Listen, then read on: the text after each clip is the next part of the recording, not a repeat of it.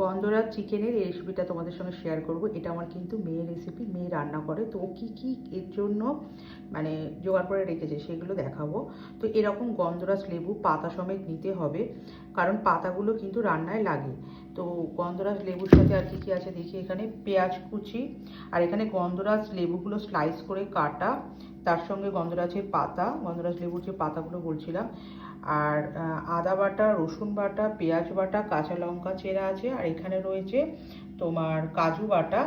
আর এইখানে এই 1 কিলো মতো চিকেন আছে, সেটা তোমার ওই গন্ধরাজ লেবুগুলোকে স্লাইস করে কেটে আর ওর মধ্যে টক দই, গোলমরিচ, নুন দিয়ে এটা খুব ভালোভাবে ম্যারিনেট করে রাখতে হবে 1 ঘন্টা মতো।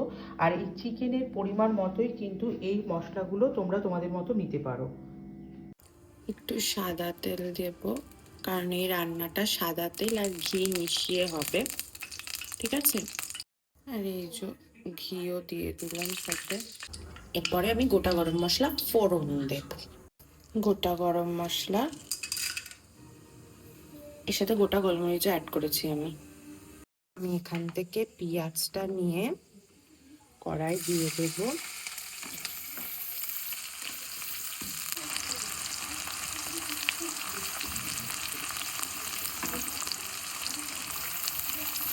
পেঁয়াজটা আমি বেশি ফ্রাই করব না, নরম হয়ে গেলেই হবে, মানে বেরেস্তা মতো ভাজবো না, হালকা লাল লাল হলেই হয়ে যাবে।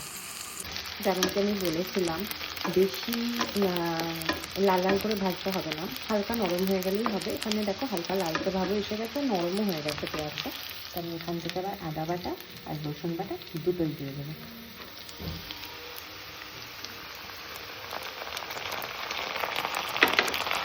আর এই জামাগুলো রোস্ট করে নেব।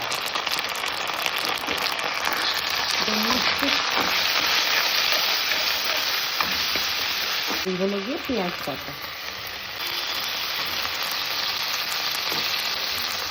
এটাকে আমি ভালোভাবে কষিয়ে নেব।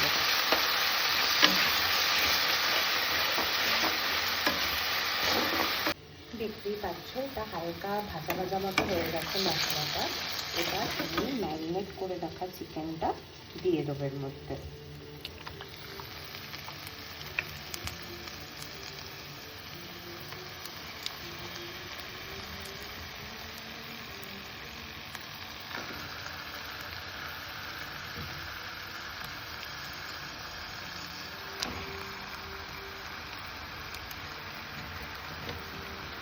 লেবুর যে খোসাগুলো আছে ওটাও এখন দিয়ে দেবো। একটু নেড়ে নেওয়ার পর খোসাগুলো তুলে নেবো, যাতে বেশি রাখবো না খোসাগুলো, তাতে কী হবে বলতো ঠিকভাবে ব্যাপারটা চলে আসে। আর এই যে ম্যারিনেট করা লেবুটা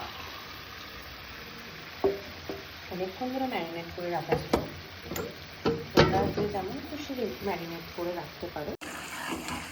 মাংসটা আমি দিয়ে বেশ ভালো করে মিশিয়ে নিয়েছি মশলাটার সাথে।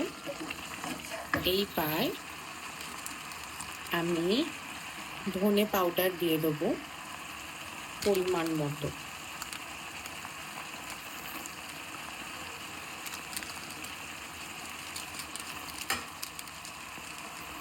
দিয়ে ভালো করে নেড়ে নেব।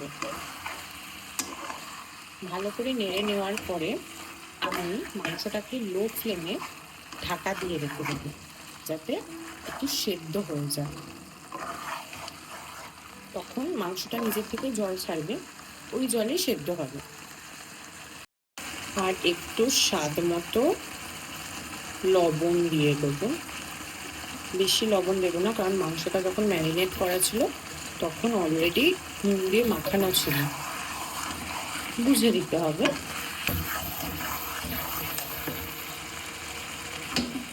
যেমনটা আমি বলেছিলাম ঢাকা দেওয়া ছিল, তাই জন্য মাংসটা জল ছেড়েছে।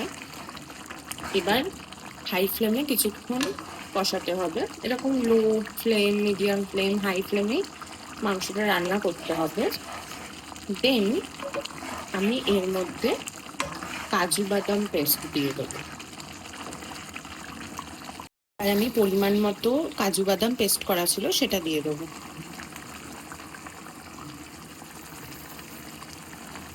কি সুন্দর লাগছে না দেখতে?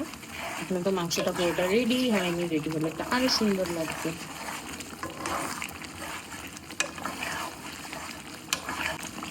এরপরে আমি কাঁচা লঙ্কা চেরা কয়েকটা দিয়ে দিয়েছি। যে যেমন ঝাল খাও সেই অনুযায়ী দিও। আমাদের বাড়িতে সবাই বেশি ঝাল খায়, তো আমি সেই অনুযায়ী অনেক বেশি চেরা লঙ্কা দিয়েছি।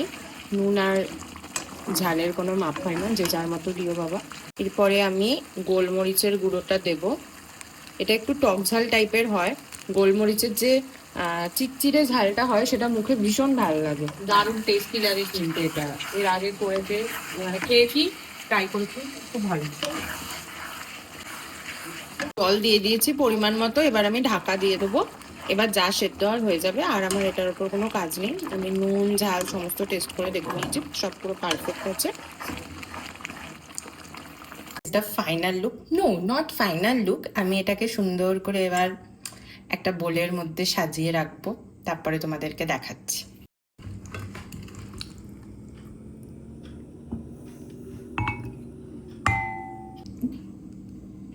আমি একটা বোলে দিয়ে দিয়েছি। এরপরে আমি স্লাইস করে রাখা লেবুগুলোকে এরকমভাবে সাজিয়ে দেবো। এটা আমি রান্না করার সময় দিইনি, তার কারণ হচ্ছে ওই যখন আমি ম্যারিনেট করে রেখেছিলাম তখন আমি লেবুর যে খোসাগুলো ওগুলো দিয়েছিলাম, দিয়ে বেশিক্ষণ নাড়িনি। তারপরে যদি আমি আবার এই লেবু স্লাইসগুলো দিতাম তাতে কি হতো, আরও তিতকুটে ব্যাপারটা চলে আসতো। কিন্তু আমি এটা আগেরবারেও যখন করেছিলাম আমি এরকম বলে নামিয়ে নেওয়ার পরে সাজিয়েছিলাম। লেবু পাতা বলো বা তোমার লেবু স্লাইসগুলো হলো, এতে তোমার তিতকুটে ব্যাপারটা তো আসেই না। আর এই যে ভাপে থাকে, ভাপের ফ্লেভারটা খুব ভালো, মানে ভাপে এই যে লেবুগুলো এগুলো একটু কালার চেঞ্জও হয়ে যায়, আর লেবুর যে টকটক ব্যাপারটা সেটাও এর মধ্যে স্প্রেড করে যায়, তো ভাল লাগে। তো এর মধ্যে আমি আর বেশি কিছু দেবো না, এই যে। অ্যান্ড হিয়ার ইজ মাই লেবু চিকেন ইজ রেডি। এরপরে এটা আমরা রুটি দিয়ে মজা করে খাবো। তোমরা চাইলে এটাকে পোলাও দিয়ে বা ফ্রাইড রাইস দিয়ে বা পরোটা দিয়ে খেতে পারো। রুটি দিয়ে, রুমালি রুটি দিয়ে তো ভীষণ ভালো লাগবে। So here is the last look of my recipe. তোমাদের কেমন লাগলো অবশ্যই জানিও। যদি ভালো লাগে তোমরাও ট্রাই করো। টাটা।